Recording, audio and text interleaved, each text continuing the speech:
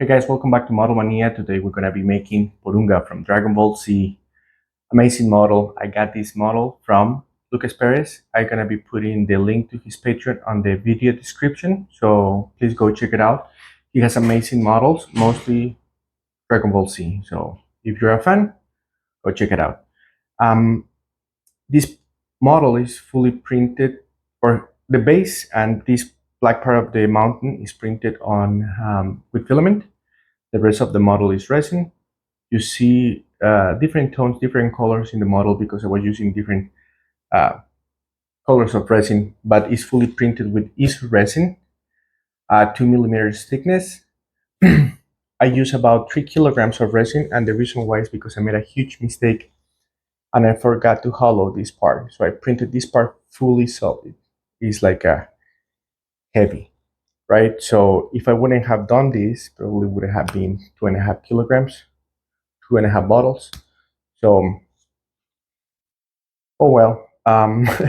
So I didn't want to use such a heavy piece because I was afraid that it wasn't going to hold the weight. So I reprinted the one that is actually hollow. That is it. I, if you haven't used Isun, I strongly suggest to use Isun. I'm located in Mexico, so for me, it's one of the best and most affordable resins. In the US, I know that it's pretty affordable as well as other parts in the world. It doesn't smell or barely smells. So I strongly suggest this one, and it has such a good quality. So if you haven't used it, go get some and start printing. So this model was fully printed. Both printers, both the filament and the resin are illegal printers. One is the Neptune 3 Plus, and the other one is a Saturn 3 Plus. So really good quality on those printers as well. Now, what we're going to be doing with this model first is we're going to be doing filling gaps. As you can see, I still have some pieces that I haven't glued. I don't know if I already mentioned, this model is about 22 inches tall, 55 centimeters or 55 centimeters. And we're going to be gluing, no, not gluing. Well, we're going to be gluing, and we are going to also be filling the gaps. For example, right here, this one right here, the connection with the bottom of the tail. And what the technique that we're going to use to do that, the technique is going to be the one where we use baby powder and resin. I already have my stuff ready here. I also have my little cup and my toothpick. So without further ado, let's get going. All right, guys, so here we're gonna use baby powder mixed with resin. This is to fill up the gaps between the pieces. So I'm adding a good amount of baby powder, and I start adding resin little by little to create the texture that I want. I don't like to have a very runny texture. I like it more like firm, more like a paste. And what I'm doing right now is with a toothpick, just pushing a little bit that mixture into the crevices, into the cracks of the model. And now with the my glove, what I'm going to do is I'm going to smear or spread out the resin all over the model.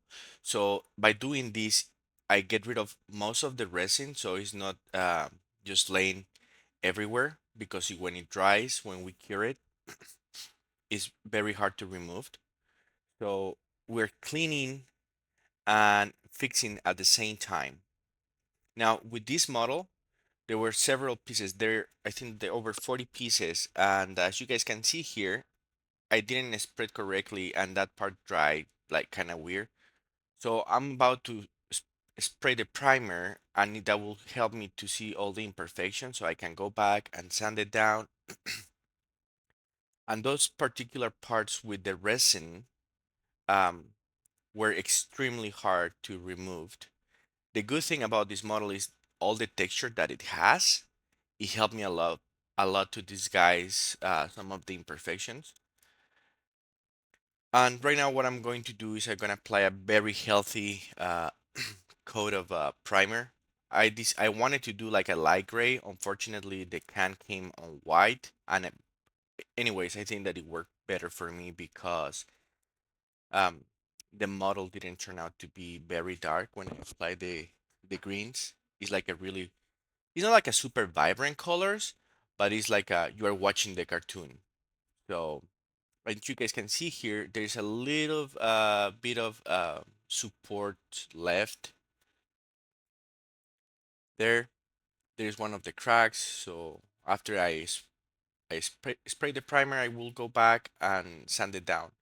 Now with this light brown for the Vallejo Air color, and these are the five. Sorry, these are the five different colors that I used to paint the base. So all the rocks and the base were sprayed with random tan, all of it, and I used the dark yellow to create the shades.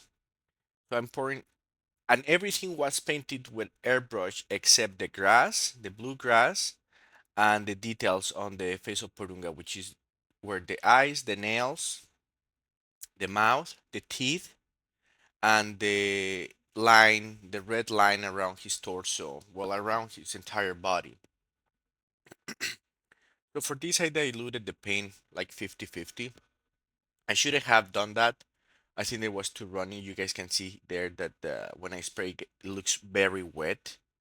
Um, I don't like that because it takes longer to dry. It doesn't cover correctly, but whatever. So it's better have thinner layers and apply several layers rather than a big thick layer that make you will lose detail and it will look very ugly.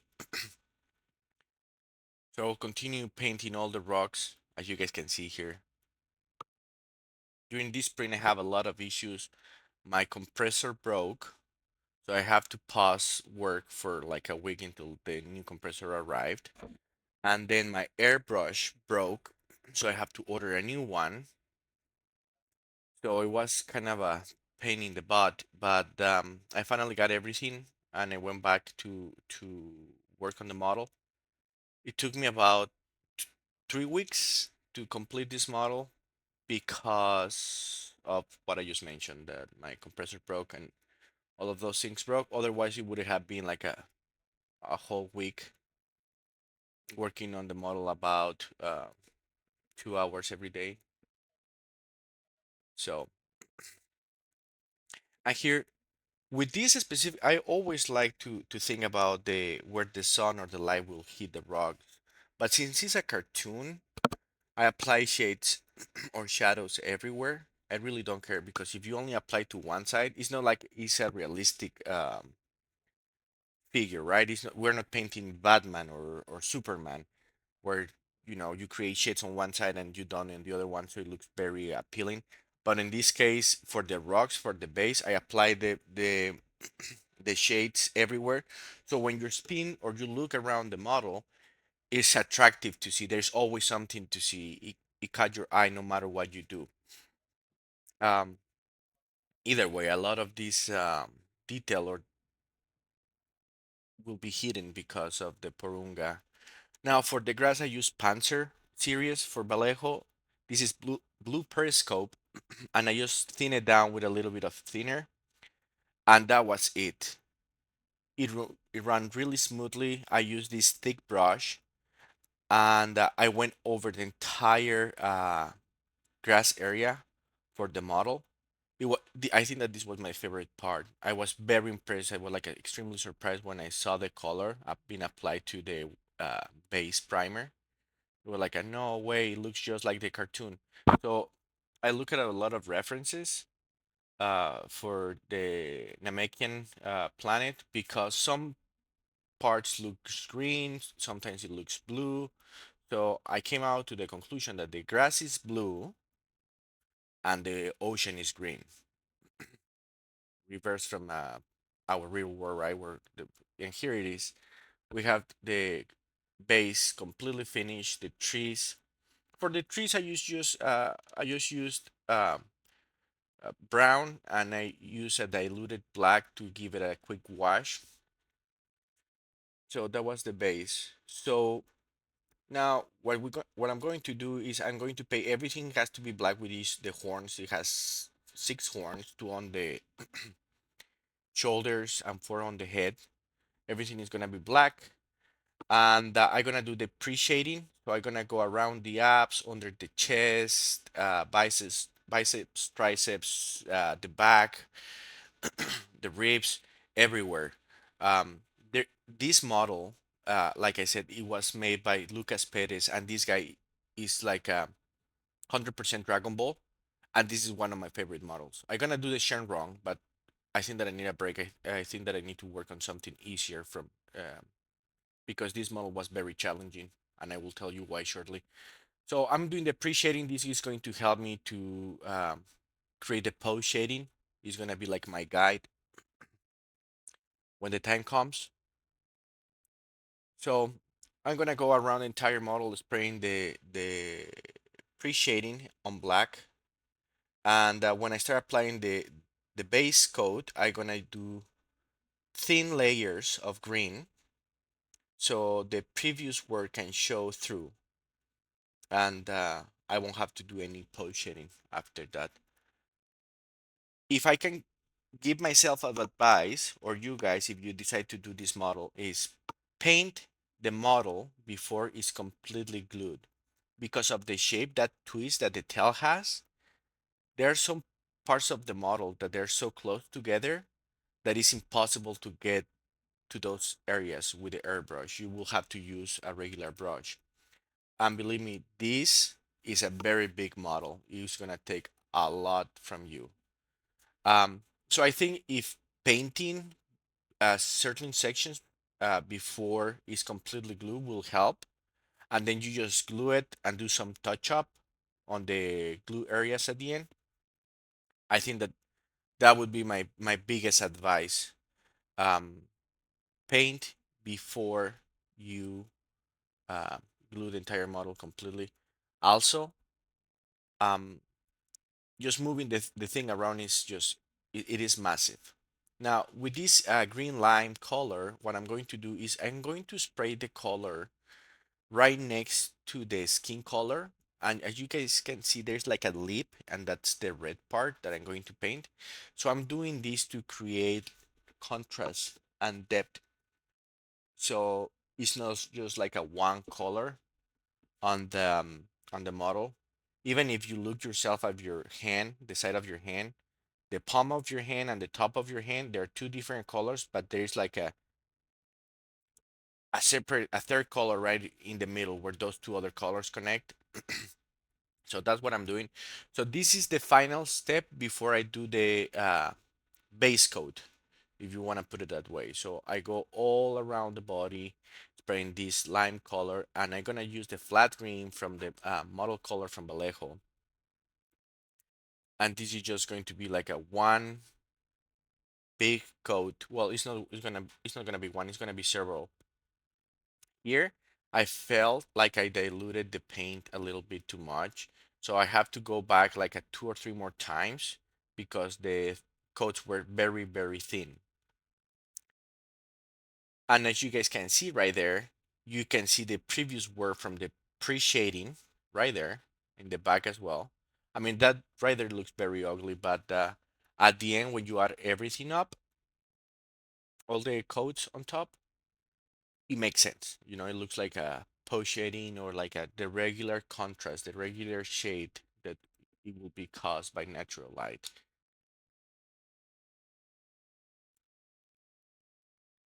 I use a lot of paint, a lot of it.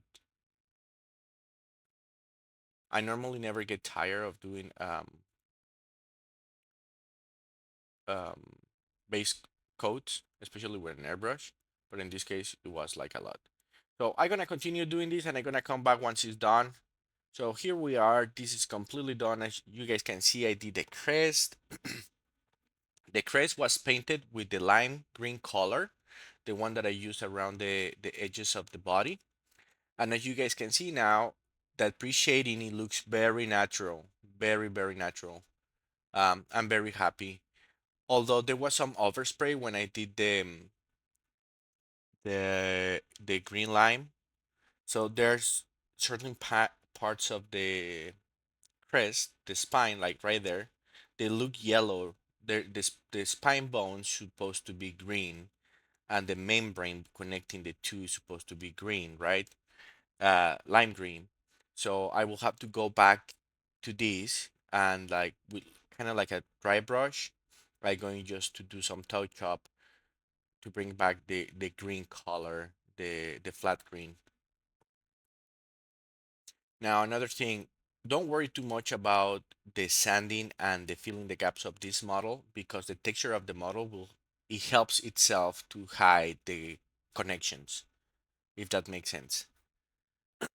So, all right. So the next step right now will be, as you guys can see here, look, that's a lot of overspray on the skin part or the light part. There's a lot of green, and that's what I was talking about. It was a nightmare to get to those areas. I have to um, tape to cover the entire uh, green, the work that I did in green, and it was just like I wanted to kill myself. Honestly, was I didn't know.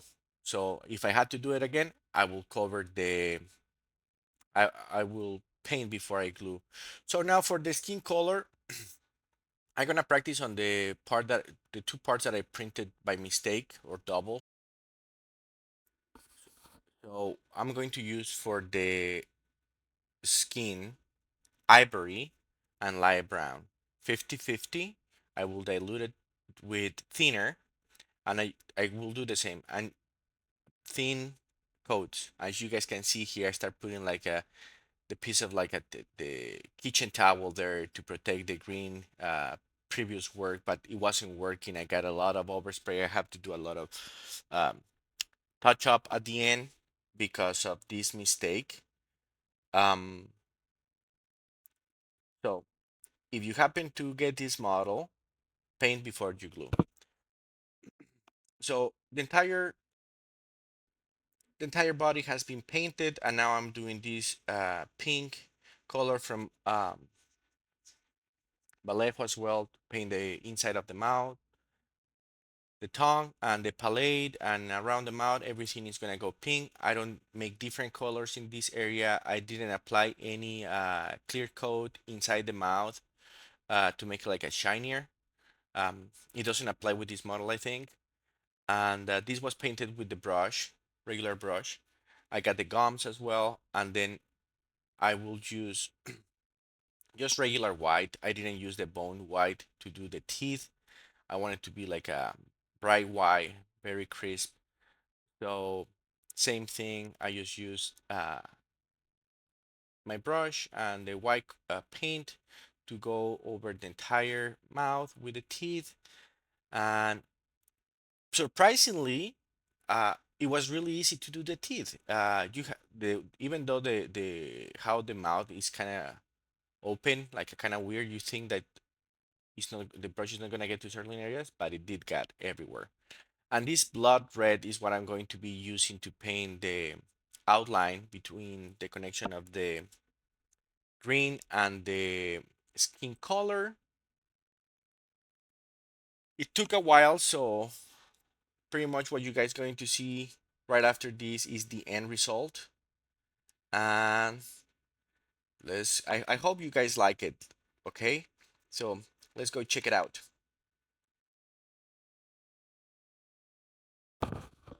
So here we have it, Porunga from Dragon Ball Z. I hope you guys like it. I had a lot of fun making this model for you guys. I learned a lot. A lot of mistakes were made. Like I said, a lot, especially with the over spray from the parts being so close together. Um, one more time, if you like the video, please like the video, comment, tell me what else you guys would like to see, what you like about the model, what you didn't like. Please subscribe, help me to grow this community. If you want me to see building something else, please do so. I am nobody's sponsoring me, so I do this because I love what I do. So I hope you guys also liked it. And if you didn't like it, well, I cannot do anything about it.